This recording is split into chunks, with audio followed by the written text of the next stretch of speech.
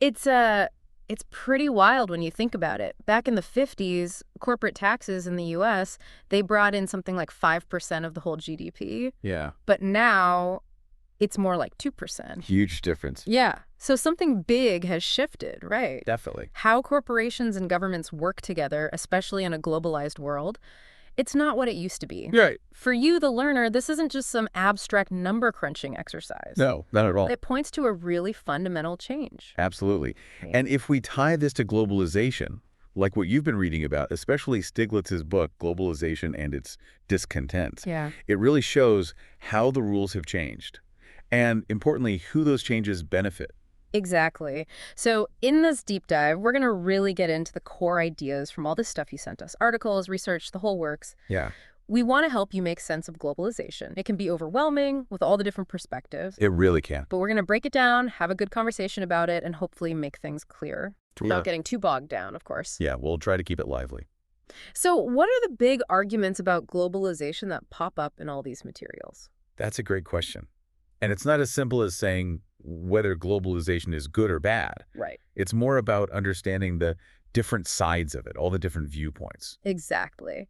We're going to be digging into some really interesting questions, like, according to Stiglitz, how has globalization affected our communities? Right. Has it made inequality worse? Definitely a big topic. Then there's how globalization has been, let's say, mismanaged, especially the relationship between these huge corporations and governments. That's a crucial point. Were the bad parts of globalization just unavoidable, or were there decisions made that led us here?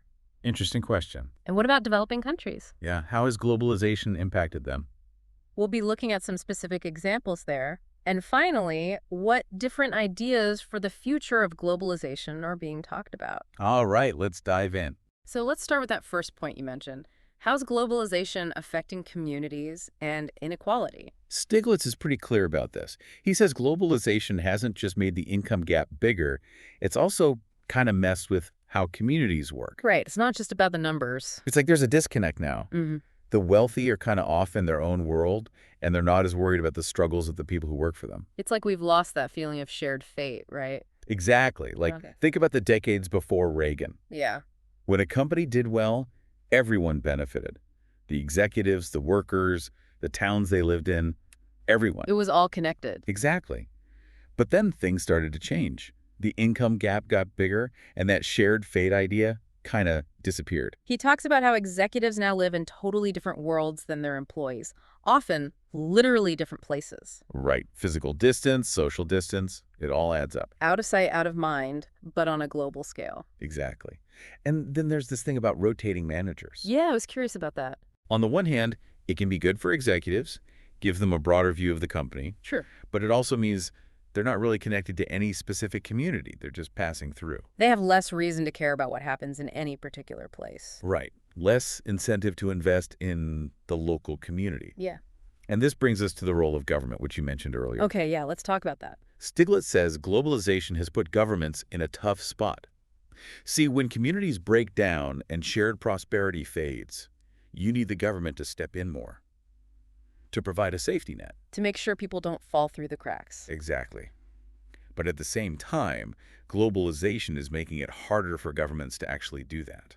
So how does that work? It's what Stiglitz calls the race to the bottom. Okay. Basically, with globalization, countries are competing more and more to attract corporations and wealthy individuals. Right, they want those investments. And one of the main ways they compete is by offering lower taxes. A tax break here, a tax haven there. Exactly. So countries feel like they have to cut taxes just to stay in the game. Even if it means less money for public services. Right. And then Stiglitz points out that corporations and the wealthy use globalization to avoid paying even these lower taxes. Yeah, they find loopholes, move money offshore, all that. He uses Apple as a prime example. They've managed to lower their taxes by billions of dollars. It's ironic, isn't it? The companies that talk the most about social responsibility are often the best at avoiding taxes. Yeah, there's definitely a disconnect there. And what's interesting is Stiglitz's point about why international agreements haven't really tackled this problem. Like, why haven't we seen a global effort to stop tax avoidance? He says it comes down to power. Multinational corporations pushed hard for trade agreements, so those got done. Right, because they benefited from them. But those same corporations had zero interest in agreements to stop tax avoidance. So those never really gained traction. And he throws in that statistic about corporate taxes in the U.S. dropping from 5% of GDP to just 2%. Yeah, that really highlights the scale of this problem. That's a huge amount of potential government revenue that's just gone. It is. Now let's shift gears a bit. Was all this bad stuff just inevitable? Was globalization doomed to fail from the start? I'm really curious to hear Stiglitz's take on that. He's pretty clear. He doesn't think the failures were inevitable. And more importantly, he says it wasn't because the economic theories were wrong. Okay, so if the theories weren't wrong, what was the problem? He argues that the negative effects were actually predictable. Some economists even predicted them. So they knew this could happen. Yeah. The standard model said that when you open up trade, some jobs in developed countries will be lost. Because those jobs move to countries with lower wages. Right. But the assumption was that new, higher-paying jobs would be created in other sectors, like exports. And that the economy would stay strong. Exactly. But that didn't always happen. And Stiglitz points out that economists also knew that without government help, like retraining programs and social safety nets, unskilled workers in developed countries could end up worse off. So it wasn't that they didn't know the risks, they just didn't do enough to protect people from those risks. They kind of ignored the warning signs. So it wasn't a blind side, more like a slow-motion train wreck. Yeah, I guess you could say that. Okay, so let's switch gears again and talk about how globalization has affected developing countries. Sure. And this is where things get a little complicated. It's not as simple as saying globalization has been good or bad for the developing world. Yeah, it's not a one-size-fits-all situation. Right. Stiglitz says that for some of the poorest countries, especially in Africa, the benefits of globalization have been, at best, unclear. And often, they've been downright negative. That's pretty stark. He even uses the term debtor's prison to describe some of these countries. Meaning they're trapped in a cycle of debt. Yeah. They need loans just to function. But then the lenders impose all these conditions. It creates this situation where they're constantly beholden to the richer countries. It's like they can't catch a break.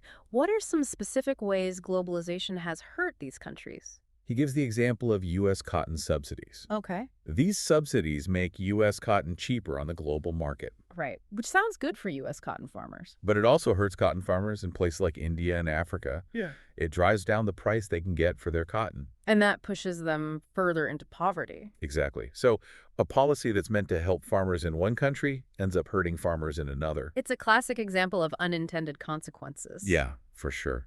And then Stiglitz points out how the way tariffs have been structured has often kept African countries stuck producing raw materials. Like they're discouraged from developing their own industries. Right. They face barriers when they try to move up the value chain. Yeah. It's like they're stuck in this old colonial model of just providing the raw ingredients for richer countries. Even though they're politically independent. Yeah. It's like a new form of economic colonialism. So things aren't looking so great. Well, there's some good news. Economists are starting to change their views on the global economy. Oh, really? How so? You know how the old model was all about perfectly rational actors in competitive markets? Yeah, that everything would just work itself out naturally. Well, more and more economists are realizing that that model isn't very realistic. Like, people don't always make perfectly rational decisions. Right. And markets aren't always perfectly competitive. So some of the basic assumptions of the pro-globalization argument are starting to be questioned. So even within the economics profession, there's a growing awareness that things are more complicated than we thought. Exactly. Which brings us to the current global power dynamics. Okay, yeah, let's talk about that. Who's really in charge here? Well, Stiglitz says that even though globalization has given emerging markets more of a voice, it's still the corporations and financial institutions of the developed world that have the most power. So the playing field isn't level. It's not. And he makes an interesting point about the nature of the conflict. He says it's not so much between workers in developed countries and workers in developing countries. Okay. It's more about workers globally versus the interests of multinational corporations. So it's not a national struggle, it's a global one. Exactly. Which is why the backlash against globalization, even in developed countries, shouldn't be a surprise. If people feel like the system is rigged against them, they're going to push back. Right. And that brings us to the different ideas for the future of globalization. What options are on the table? Stiglitz outlines three main paths. The first is basically staying the course. doubling down on what he calls the Washington Consensus. Which is essentially the free market approach that was popular in the 80s and 90s. Exactly. But Stiglitz is pretty critical of that. He says it hasn't worked for much of the developing world. So more of the same isn't really a solution. The second path is protectionism. Putting up barriers to trade and investment. Building walls, both literally and figuratively. Right. But Stiglitz sees that as a lose-lose situation. Everyone ends up worse off. It might feel good in the short term, but it's not a sustainable solution. And the third path, the one he favors, is reforming globalization. What would that look like? It's about making broader changes to create shared prosperity and inclusive growth. So it's not just about trade agreements. It's about addressing corporate power, financial regulation, social safety nets. It's a much bigger project. It's about fixing the whole system, not just tinkering around the edges. Exactly. He also talks about this weird phenomenon of capital flowing in reverse. What do you mean? Well, you'd think that in a globalized world, money would flow from rich countries to poor countries, right? Yeah, that's the idea. Investments and aid. But Stiglitz points out that because most patents are owned by developed countries, developing countries end up paying a lot for using those patents. So the money's actually flowing the other way. Yeah, it's like a reverse Robin Hood situation.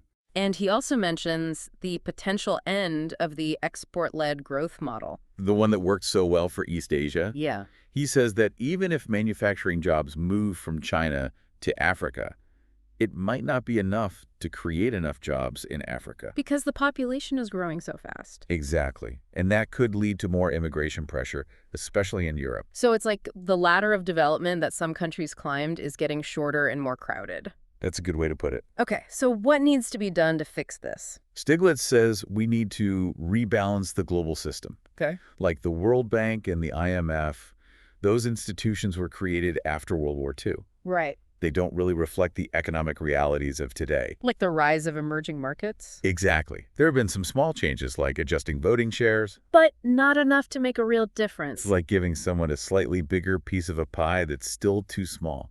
So what's the solution? He talks about the G20 as a more representative forum for global decision-making. Because it includes major emerging economies. Right.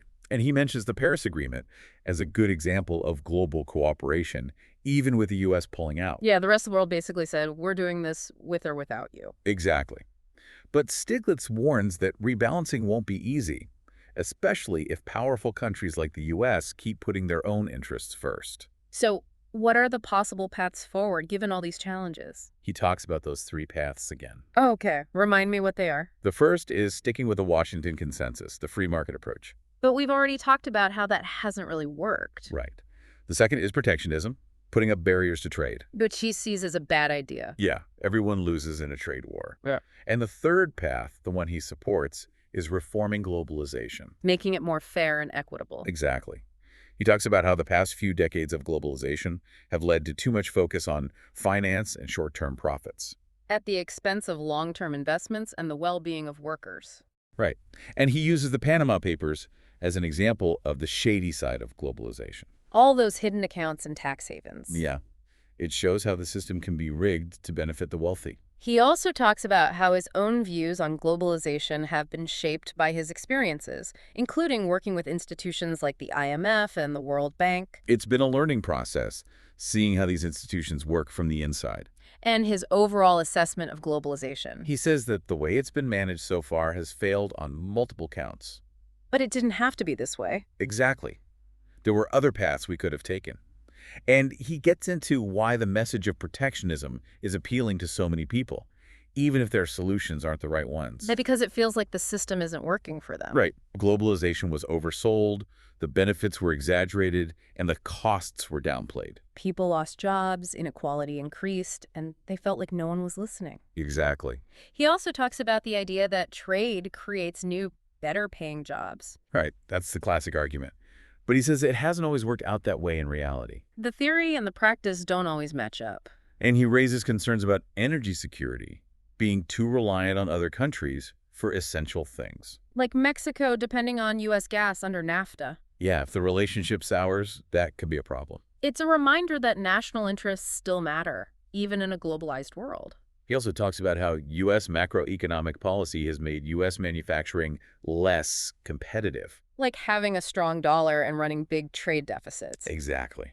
And he contrasts that with China, which has managed its exchange rate to boost exports. So it's not just about trade agreements, it's about the choices governments make about their own economies. Right. And he briefly touches on the idea of comparative advantage, which says countries should specialize in what they're good at producing. Makes sense. But then he says that things like government subsidies can distort the market, leading to outcomes that don't really reflect true comparative advantage. So it's not a level playing field. It's not. He keeps coming back to the point that people are angry because they feel like they've lost out because of globalization. While corporations have gotten richer. Right. He acknowledges that trade agreements do mean giving up some national sovereignty. Like you can't just impose tariffs whenever you want. But he says there can be benefits to that, like having an international rule of law. It's a trade-off. You give up some control in exchange for a more stable global system. He then talks about China's support for the WTO and the importance of having a rules-based system for trade. China's a big winner from globalization, so they have a reason to want the system to keep working. He uses the example of the TPP, the Trans-Pacific Partnership, to show how trade agreements can be about more than just economics. Like, they can also be about geopolitics. Right. In this case, trying to counter China's influence. But he also mentions the criticism that these agreements are often negotiated in secret. Which makes people suspicious. Like, what are they hiding? Exactly. And then he gets into the difference between real investment and short-term capital flows. What's the difference? Real investment is about building factories, creating jobs, stuff like that. Short-term capital flows are more about making a quick buck by moving money around. Oh, like speculating on currencies. Exactly. And he says that while short-term capital flows can be profitable for some, they can also be really destabilizing for countries. Because the money can flow out just as quickly as it flows in. Right. It creates booms and busts that don't really reflect the underlying health of the economy. And he also talks about how this focus on short-term profits has encouraged short-term thinking among managers. They're more worried about the next quarter's earnings than about the long-term health of the company. Which can lead to bad decisions. He then gives a really interesting example of this thing called investor-state dispute settlement, or ISDS. Okay, I'm not familiar with that. It's basically a system where corporations can sue governments if they feel like a government policy is hurting their profits. Wow, that sounds powerful. It is. He uses the example of Philip Morris suing Uruguay over cigarette labeling. So a corporation trying to overturn a public health measure. Exactly.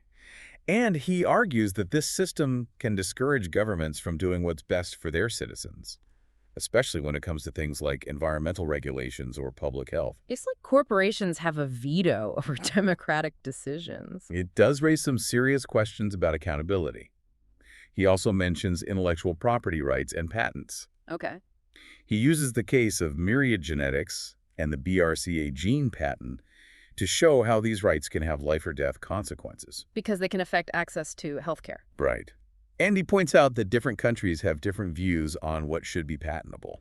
Like in the US, you can patent genes, but in other countries, you can't. Exactly. Then he briefly talks about immigration, saying it can have both positive and negative effects. It's a complex issue. It is. And he links the rise of protectionism to the growing inequality and lack of opportunity that many people are experiencing. They feel like the system is rigged, so they're looking for someone to blame. Right. And he talks about the decline in U.S. manufacturing jobs, saying it's not just about trade, it's also about automation. So bringing back manufacturing jobs isn't as simple as just reversing trade agreements. He also points out some unintended consequences of globalization. Like what? Well, China's rise out of poverty is partly due to globalization, Right. and the share of global GDP held by Western powers is shrinking. So the balance of power is shifting.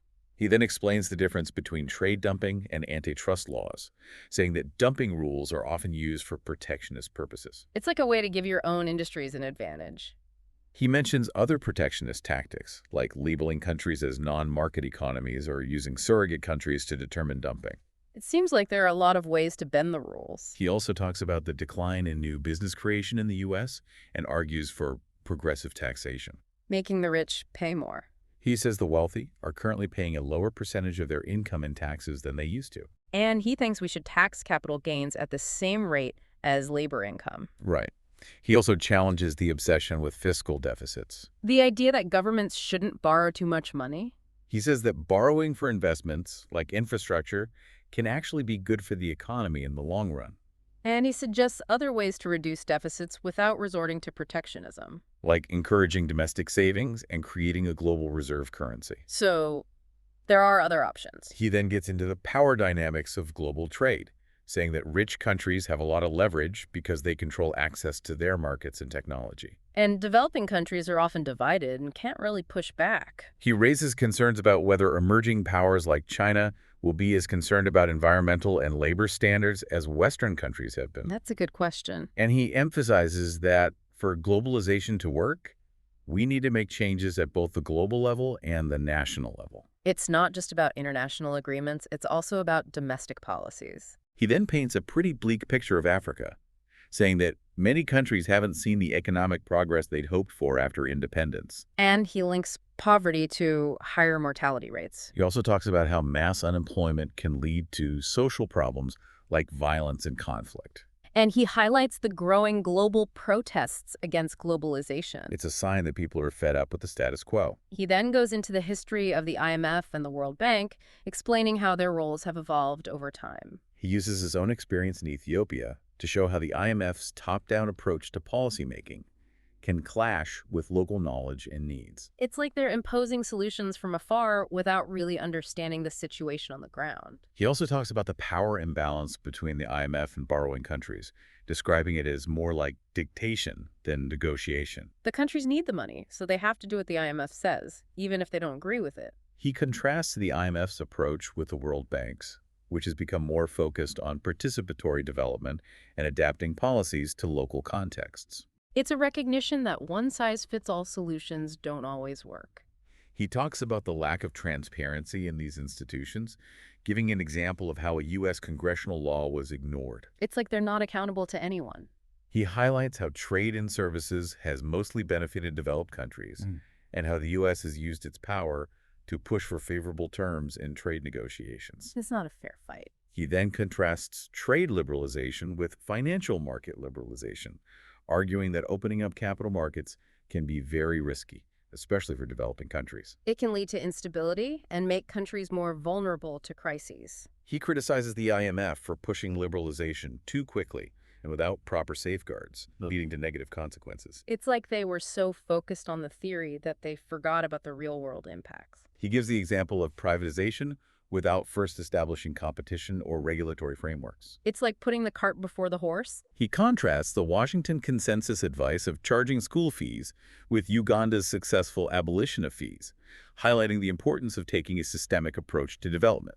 It's not just about individual policies, it's about how those policies fit together. He explains how the IMF's insistence on abolishing food and fuel subsidies in Indonesia during a recession actually made things worse. They were so focused on balancing the budget that they ignored the social consequences. He criticizes trickle-down economics, the idea that making the rich richer will eventually benefit everyone. It's the idea that a rising tide lifts all boats. But he says that's not how it works in practice.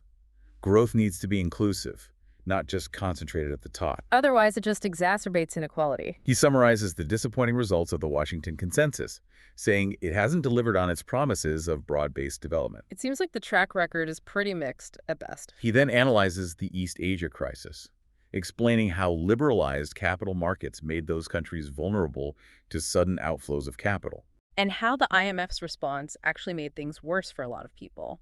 He also mentions Japan's proposal for an Asian monetary fund and the U.S. opposition to it. The U.S. didn't want any competition to the IMF.